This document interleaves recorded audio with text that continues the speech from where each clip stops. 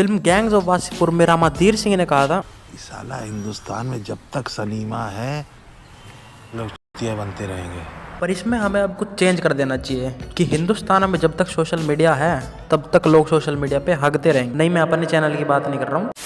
उल्टा चोर कोतवाल को डांटे ये तुम सबने सुना होगा, लेकिन उल्टा बेरोजगार अच्छी खासी नौकरी करने वाले को एक बिजनेस आइडिया दे, ये आज हम देख लेंगे। बिना तुम्हें कंफ्यूज करे अब डायरेक्ट आ जाते हैं कि आज हम किस पे केस स्टडी करने वाले हैं। इलोन मस्क के चचेरे भाई के ड्राइवर के दूर के रिश्तेदार के भांजा अमन चावला के बारे में। ये एक यंग एंटरप्रेन्योर है सपने में, एक्चुअल में तो एक बेरोजगार है जिसे ज्ञान फैलने की बीमारी लगी है। तो चलिए शुरू करते हैं। आइए देखते हैं, मजा आएगा।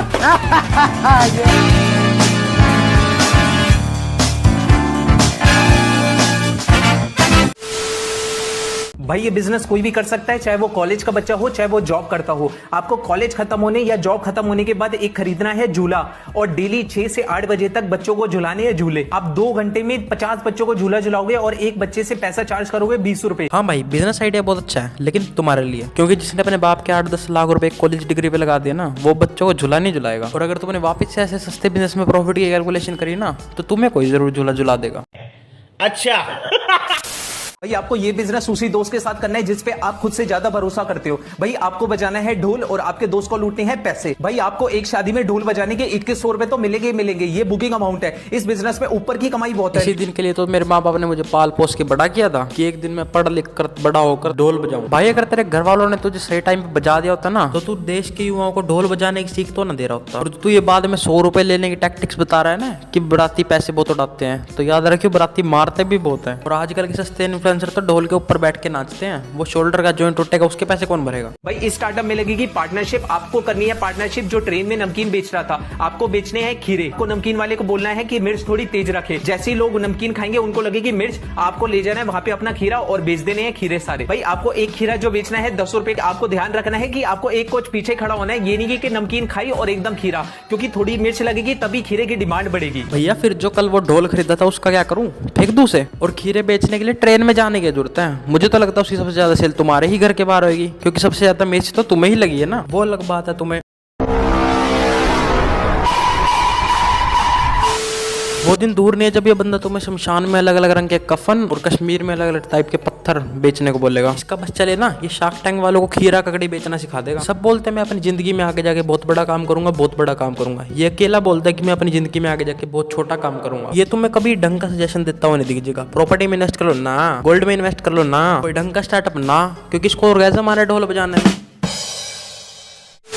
भाई ये साइड बिजनेस वही कर सकता है जो सुबह उठने की काबिलियत रखता है। आपको सुबह 6 बजे से 8 बजे तक मारना है गाड़ी पे कपड़ा। भाई तू सच बता, तेरी अगली मंदिर के बाहर खड़े होकर भिखारी बन के पैसे कमाने की होगी ना? बड़े बुजुर्ग कह गए सुबह उठो और कुछ अच्छा काम करो, और तू कह रहा है घर से बाल्टी चुराओ और लोग गाड़ियों पे कपड़ा मारो 20 रुपए के लिए।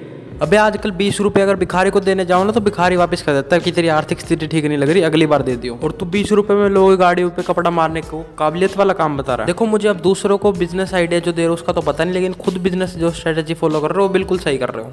20-30 रुपए में सेल्फ रिस्पेक्ट दिखाने की। अरे भाई तुम्हें जितना लग रहा है अब देश में उतने भी गरीब नहीं रहे लोग कि ढोल और खीरे बजाएं। और कुछ लोगों को तो इतना फालतू पैसा है वो खाने की चीज भी पहन लेते हैं। ये स्टार्टअप करने के बाद आपको जिम जाने की जरूरत नहीं है, आपकी बॉडी अपने आप ही बन जाएगी। आपको उठाने है सीमेंट के कट्टे। भाई उसके लिए आपको सुबह सुबह निकल जाना है ऐसी जगह पे जहाँ पे घर बन रहे हो, और वहां पे चढ़ाने हैं सीमेंट के कट्टे। भाई आप पहली मंजिल पे चढ़ाने के लोगे 50 रुपए, दूसरी मंजिल पे 100 रुपए और तीसरी मंजिल पे 200 रुपए। भाई आपको हर बार तीसरी मंजिल पे ही चढ़ाना है। अमन भाई आप ये बताओ कि मैं आपको गाली कौन सी दूं और डीएम में दूं के कमेंट सेक्शन में? स्टार्टअप सीमेंट के कट्टे को उठाने को स्टार्टअप कब से बोलने लग गए? मजदूरी नहीं बोलते उसको। और 200 रुपए कट्टे उठाने के कौन दे रहा है हिंदुस्तान में? 20 रुपए और ठेकेदार से 80 माँ बहन की गालियां खाने को मिलती है कट्टे उठाने के बिजनेस में। देख भाई तुम मान या ना मान, तेरा मैथमेटिक्स बहुत वीक है। जो तू कैलकुलेशन लगा रहा है ना उसे कैलकुलेशन ही अजम्पशन बोलते हैं। देखो कुछ भी बोलो, लेकिन अमन भैया एक चीज तो मेक श्योर करवा रहे हैं कि जीवन में पढ़ाई लिखाई कितनी जरूरी है। नहीं तो इंटरनेट पे 250 रुपए का रिचार्ज करा के ऐसे उल जुलूल से वीडियो बनाने पड़ते हैं। भाई ये बिजनेस करने के बाद आप जिंदगी में पीछे मुड़ के नहीं देखोगे। आपको बेचना है कबूतर का दाना। हाँ भाई पीछे मुड़ने लायक तो छोड़ेगा कहाँ?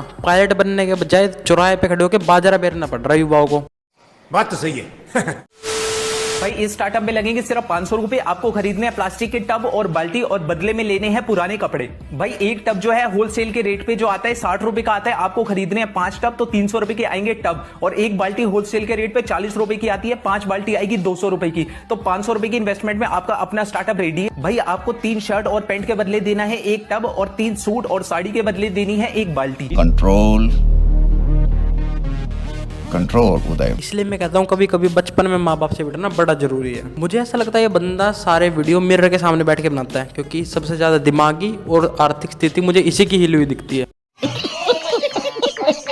इस स्टार्टअप को सर्दियों में शुरू करना है, मतलब अभी जितनी ज्यादा सर्दियां पड़ेगी उतनी ज्यादा सेल होगी। आपको बेचनी है मूंगफली गज्जक रेवड़ी। उसके लिए सबसे पहले आपको चाहिए एक रेडी किराए पे लेना। आप 30 रुपए की चल रही है और इस पे 100% का मार्जिन है। मतलब अगर आप 2000 का माल उठाते हो तो वो 4000 रुपए का बिकेगा। अच्छा भैया 4000 बिक्री मूंगफली की दिन की। जैसे मेरे अलावा ये खूबसूरत आइडिया किसी खोपड़ी में आएगा ही नहीं पूरे शहर में। अबे इस मौसम में इतने मच्छर नहीं है जितने हर चौक पर मूंगफली बेचने वाले बैठे हैं। और 30 रुपए में रेडी कौन दे रहा है भाई? वो रेडी है तुम्हारी सेल्फ रिस्पेक्ट, थोड़ी तो वैल्यू रखो उसकी। तुम्हारी खुद की शादी तो होनी नहीं है, बाकियों भी मत होने दियो। भाई ये बिजनेस वही कर सकता है जिसके पास फोन है। आपको अपना फोन गिरवी रख के लेके आना है जनरेटर और निकल जाना है शादियों में जनरेटर लेके। एक शादी में जनरेटर वाला 5000 रुपए लेता है और 500 रुपए का आपका डीजल लग जाएगा। माइनस करेंगे उसमें से तो आपने दिन का कमाया 4500 रुपए। ऐसे ही आप 2 शादियां करवाओगे, आपने कमाए 9000 रुपए। लेकिन भाई वो रेडी वाला आ रहा है, उसका किराया कहाँ से भरूं? और वो डोल लिया था वो किसकी मैयत पे बजाऊं? और वो झूला आपने जो दिलवाया था 25-30 हजार दिन के बच्चों को झुलाने के लिए, अब वो आंटियों को दे उनके कपड़े सुखाने के लिए। तुम्हारे हिसाब से कोई चलने लगे ना तो उसकी माँ का मंगलसूत्र बिकने में 2 दिन नहीं लगेंगे।